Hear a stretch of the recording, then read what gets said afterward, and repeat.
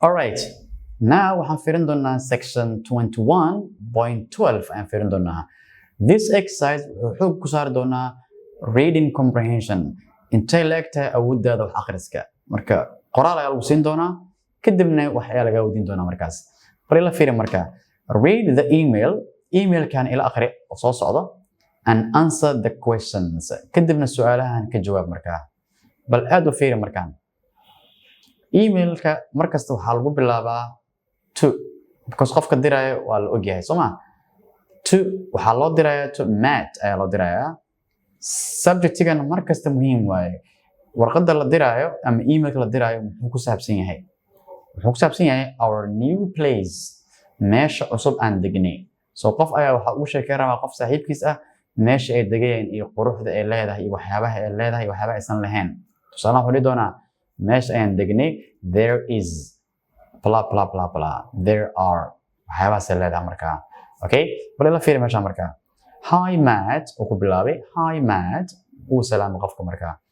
we are in our new house in Littleton waxaan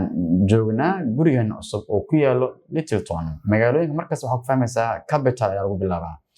and it is great waana meel qatar ah oo aad u fiican waaye there are 3 schools in the town 3 schools ayaa waxay ku yaalaan in the town so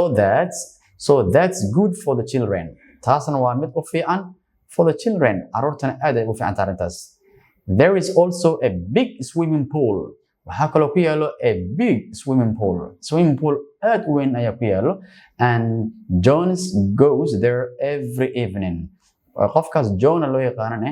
mar walba wuxuu aadaa he goes there every evening kastana uu aadaa mararka qaar uu aadaa mar walba macnaha I work in an office waxaan ka shaqeeyaa xafiis above the supermarket oo ka sareeyo supermarket korkiisa xafiis ku yaalo ayaan ka shaqeeyaa it's near our house wuxuuna u dhow yahay gurigeena ayuu u dhow yahay because marka dadka shaqeynaya shaqadooda waxay u dhaweystaan meesha ay degan yihiin haddii shaqo aad ka hesho meel fog waa ag degaysaa markaas there are lots of things to do on the weekend waxaa jira waxyaaba aad u fara badan ayaa jiro oo aan qabanno weekendiga ama la qaban karo it means meeshaas meel xiiso leh waaye weekendiga marba waxaan qabanaa macnaha there isn't a theater ma lahan meesha aan joogno wax theater ma lahan but there are 2 movie theaters like waxaa ku yaalo laba meel oo laga daawado meel filimada lagu jiro oo live ma jiro laakiin laba meel oo laga daawado ayaa ku taala markaa sidoo kale waxaa ku yaalo 3 restaurants ayaa ku yaalo and a library ku yaala oo dadka akhriska jecel ay tagaan si wax u soo akhristaan there is also a great museum sidoo kale waxay leedahay great museum matxaf aad u weyn oo lagu keediyo waxyaabaha oo taariikhiga lagu keedina way leedahay we go there every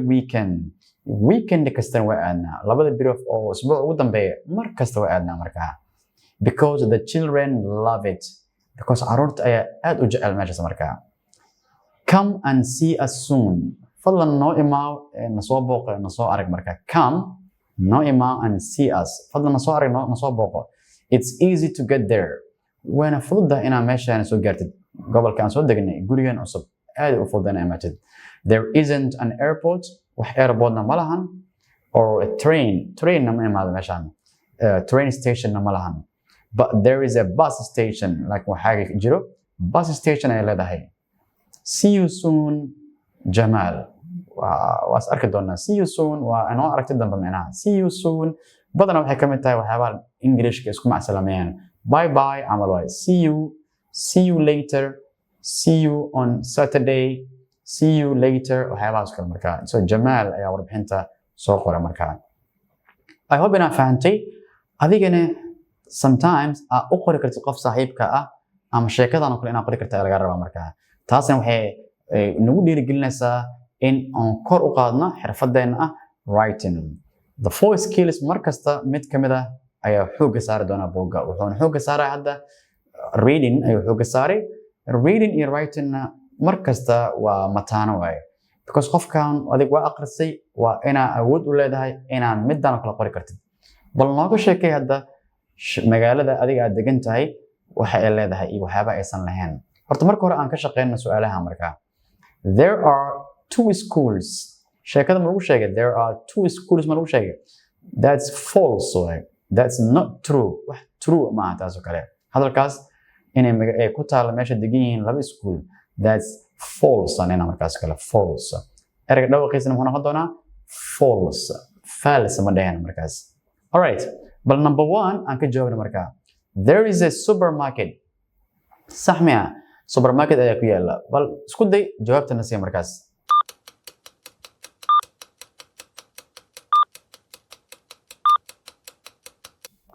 very good waxay la tahay inaad fahantay oo aad ka dhigtay that's true there is a supermarket bal ila fiiri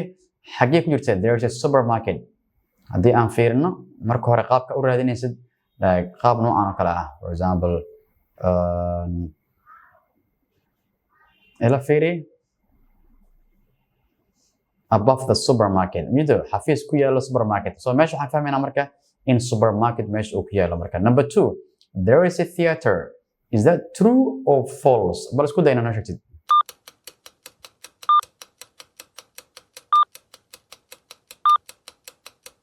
very nice waxaan inaan ku sheeg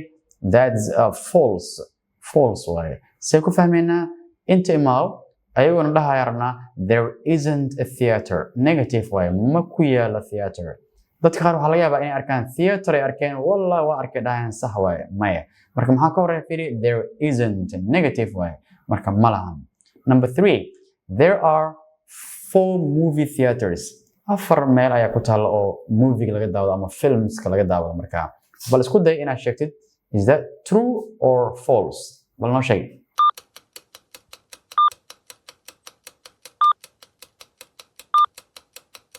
well done waxaan leenahay marka that's false anena markaas false tiradaas nala sheegay ma ahayn bal aan isla fiirina meeshaas but there are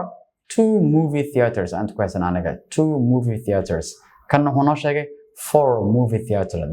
that's why ay u noqotay false the last one midka ugu dambeeyo waxaan fiirin doonaa there are 3 restaurants ayaan meesha ku haysanaa is that true or false isku day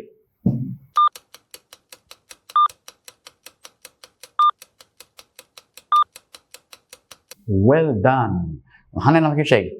that's true anena markaas xagee ku taala inay meesha ku taalo 3 restaurants bal aan kasoo bilaabno kor adigoo degan soo fiiri swimming pool supermarket there is a great museum okay there is 3 restaurants markasan qaabkaas ayaan rabaa in u raadisid it means wax qofka iskaga soo dhaca ma qofku waa inuu gees ka soo bilaabaa una boosiyaa akhriska noocaas ah waxaa loo yaqaanaa skimming ayaa loo yaqaanaa maxaa loo yaqaanaa skimming waxa waa akhris oo xoogaa ku jira boobsiis maadaama marka hore si fiican u soo akhrisay markaan kale like waxaa samaynaysaa waa dul maraysaa like qur'aan ma aragtay aad u taqaanid oo kale oo aad fiirinaysa aayadaha meesha ka bilaabanaya meesha ku dhamaanayso kale marka waxaas waxaa loo yaqaanaa skimming allah bis oo dul maraysaa marka kale marka waxaan rajaynayaa maadaama aan ka wada shaqeynay in aad adigana sheekadan oo kale aqoon insha Allah marka see you insha Allah